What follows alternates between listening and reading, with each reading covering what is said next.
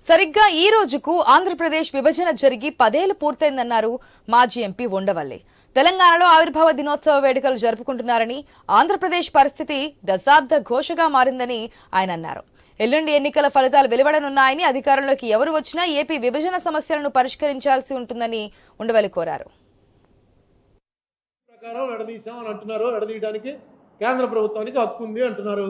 Okay, కానీ article 3 ఎప్పుడు ఉపయోగించాలి అన్నది ఎక్కడైనా రాసిందా? ఆర్టికల్ 3(4) కింద రాష్ట్రాల విభజన అనేది ఎప్పుడు జరగాలి, ఎందుకు జరగాలి? గైడ్ లైన్స్ ఇవ్వండి. ఆర్టికల్ 3 ప్రకారం మీకు హక్కు ఉన్నమాట నిజమే, కానీ ఆ హక్కు వినియోగం చేసుకునే పరిస్థితులు ఎప్పుడు వస్తాయి?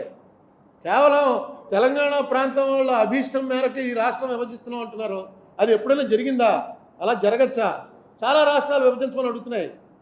దీని మీద ఎవరన్నా కాస్త పెద్ద కౌన్సిల్ వచ్చి దీన్ని తేల్చండి అంటే ఇది పెద్ద విషయం కాదు.